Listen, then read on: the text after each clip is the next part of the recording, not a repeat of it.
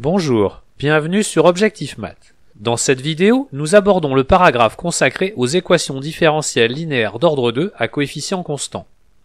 Une équation différentielle linéaire d'ordre 2 à coefficient constant est une équation différentielle qui peut se mettre sous la forme a fois y seconde plus b fois y prime plus c fois y égale d, où a est une constante non nulle, b et c des constantes, et d une fonction définie sur un intervalle i de r à valeur dans k désignant comme d'habitude soit l'ensemble R des nombres réels, soit l'ensemble C des nombres complexes.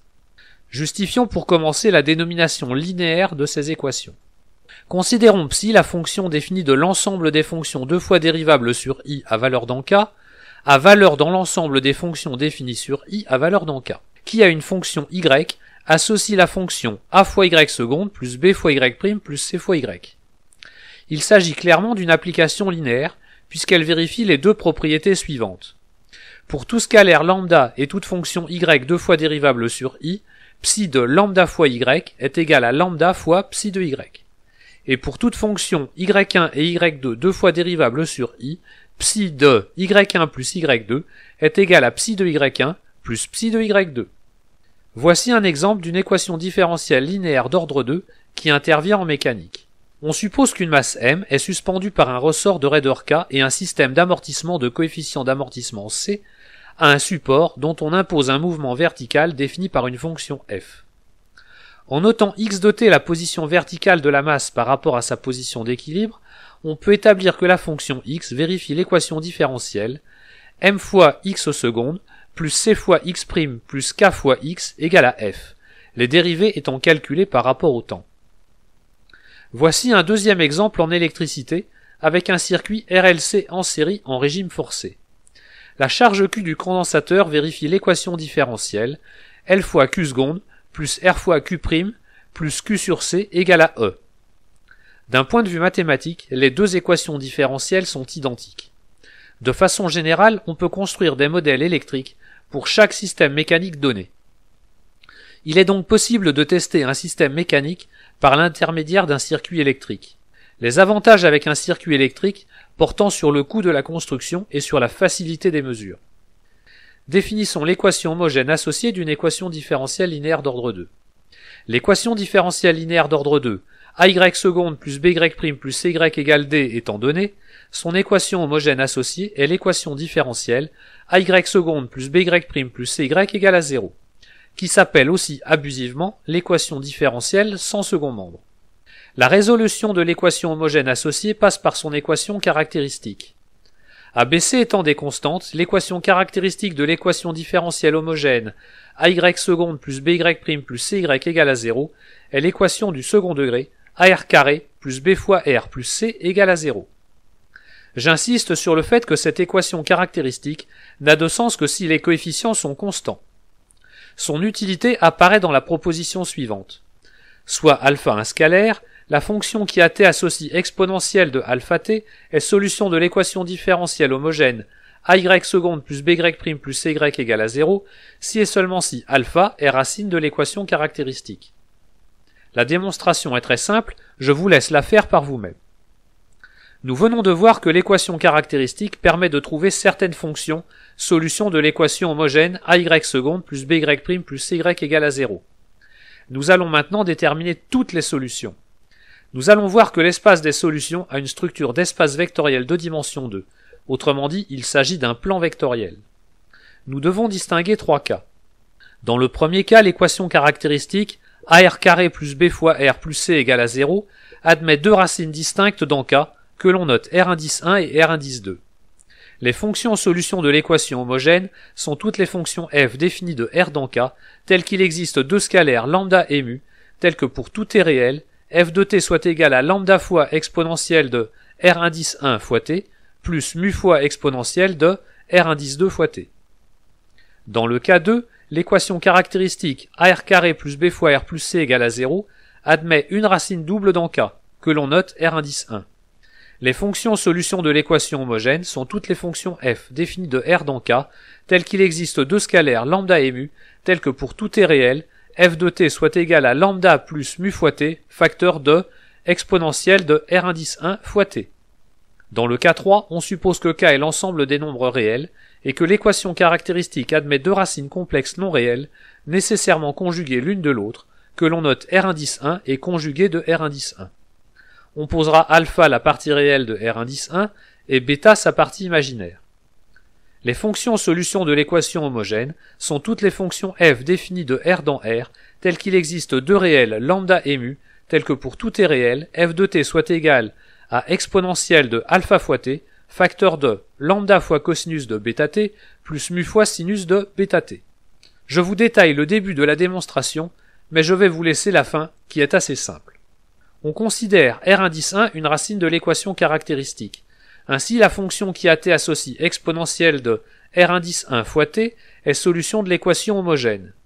Et en multipliant cette fonction par une constante, on obtient encore une solution de cette équation homogène. L'idée est d'appliquer la méthode de variation de la constante. On va donc considérer une fonction k deux fois dérivable sur R à valeur dans k, ainsi que la fonction f qui à t associe k de t fois exponentielle de R indice 1 fois t. F est deux fois dérivable sur R, et on calcule sa dérivée première, ainsi que sa dérivée seconde. En tenant compte de ces expressions, on obtient que f est solution de l'équation homogène si et seulement si la fonction k est solution d'une autre équation différentielle.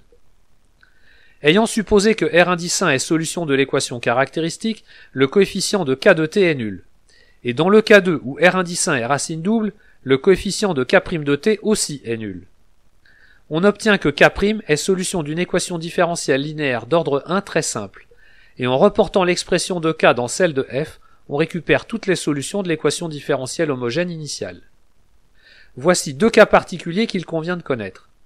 On se donne un réel oméga non nul, les solutions de l'équation différentielle y seconde plus oméga carré y égale à 0 sont toutes les fonctions qui à t associent lambda fois cosinus de oméga t plus mu fois sinus de oméga t, où lambda et mu sont des constantes quelconques.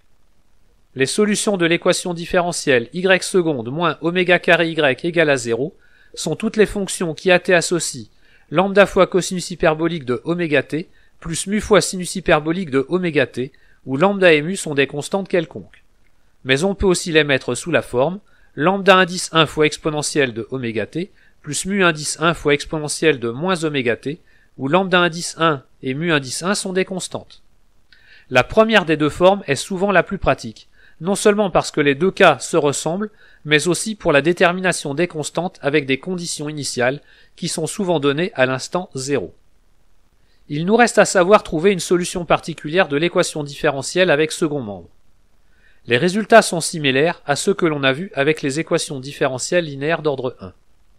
Toute solution de l'équation différentielle ay seconde plus by' plus cy égale d est somme d'une solution particulière fixée de ay seconde plus by' plus cy égale d et d'une solution de l'équation homogène associée ay seconde plus by' plus cy égale à 0. Le principe de superposition. Si I est un intervalle de R, ABC 3 scalaires, D indice 1, D indice 2, etc. jusqu'à D indice n des fonctions définies sur I à valeur dans K, lambda 1, lambda 2 jusqu'à lambda n des scalaires fixés quelconques, et pour chaque entier I compris entre 1 et n, G indice I une solution de ay seconde plus by' plus cy égale D indice I, alors la somme pour I variant de 1 à n des lambda I fois G indice I est une solution particulière de l'équation différentielle ay seconde plus by' plus cy égale à la somme pour I variant de 1 à n des lambda indice I fois D indice I. Cas d'un second membre avec une exponentielle en facteur. Si alpha est un scalaire et A un polynôme, pour résoudre l'équation différentielle ay seconde plus by' plus cy égale a de t fois exponentielle de alpha t, le plus simple est d'effectuer le changement de fonction inconnue y égale à exponentielle de alpha t fois z, que l'on rédige comme pour les équations différentielles linéaires d'ordre 1. La seule petite différence est que l'on va dériver deux fois au lieu d'une. Soit z une fonction deux fois dérivable sur R à valeur dans K. Soit y la fonction qui à t associe exponentielle de alpha t fois z de t. Y est deux fois dérivable sur R, on calcule la dérivée de y, puis sa dérivée seconde. Et pour faciliter les calculs suivants, on présente les fonctions z sur une même colonne, idem avec z' et avec z seconde.